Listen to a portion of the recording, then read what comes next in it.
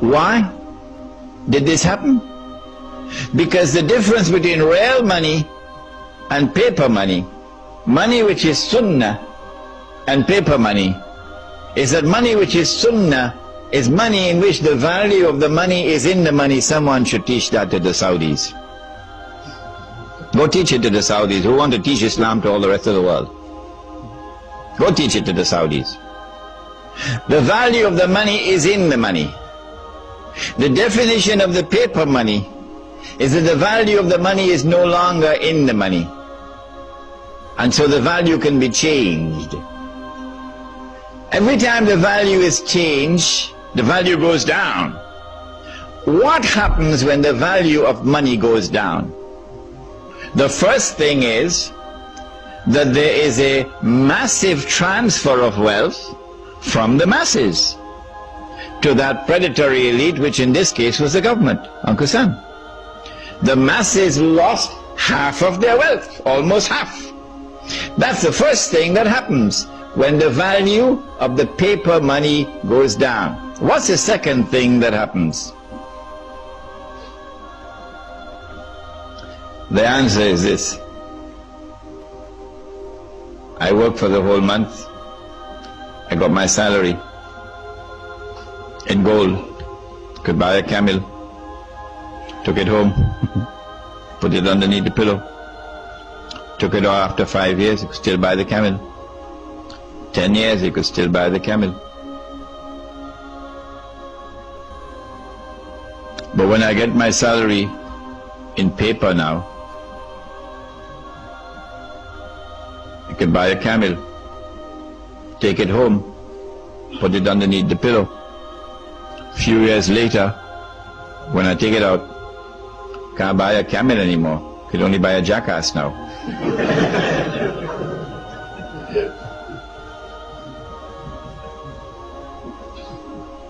So now I'm beginning to feel like a jackass because someone has ripped me off. Where did my money go? If you could answer that question, where did your money go? Who took your money? And how did they take your money? You would understand the game that they're playing. We used to have men like that. In North America, we had one Islamic scholar who was like that, and then they killed him. A man named Malcolm X. He didn't have a PhD from Al-Azhar, but he could see better than any sheikh. Who took my money? And how did they take him? Did they take it? A few years later, I take the money out of my pillow. Can't buy a jackass anymore. Can only buy a goat. A few years later, can't buy a goat anymore. Can only buy murgi. Dajaja. Chicken. I mean, you got to eat a lot of halwa not to be able to see that this is haram. The rip-off has taken place. The thieves have looted everything. Our people are now in miserable poverty, destitution, imprisoned in that poverty. كَادَ الْفَقْرُ أَنْ يَكُونَ كُفْرًا, said the Prophet ﷺ, that this poverty and destitution can lead a people to kufr, and that is what is happening in many parts of the world. How is it taking place?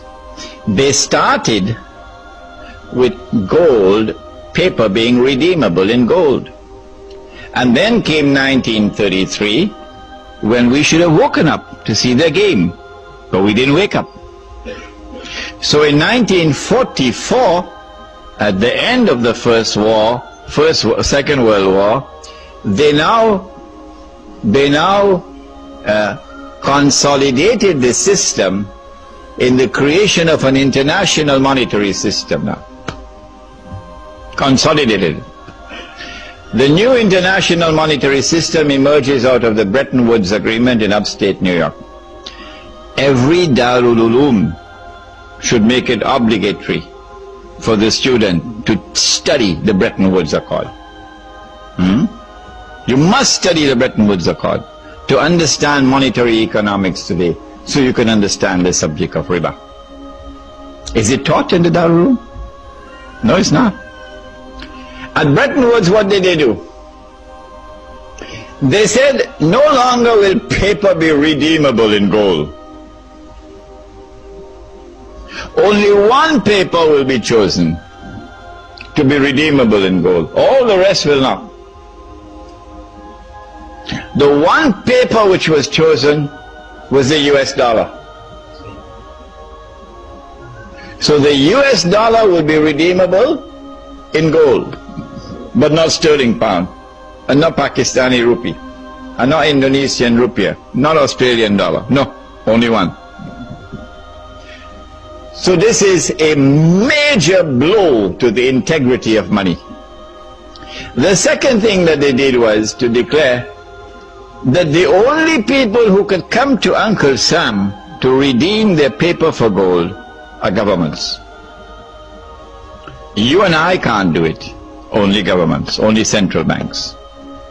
So now the entire system has lost 99% of its integrity.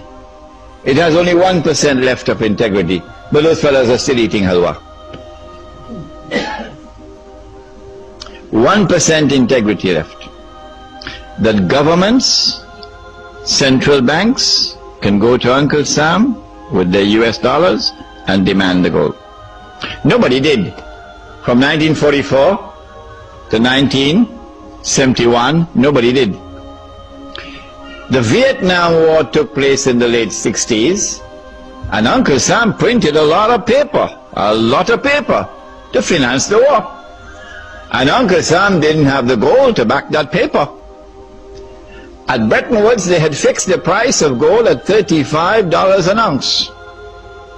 Fixed. It is there in the Bretton Woods Accord. Uncle Sam didn't have the gold to back all that paper.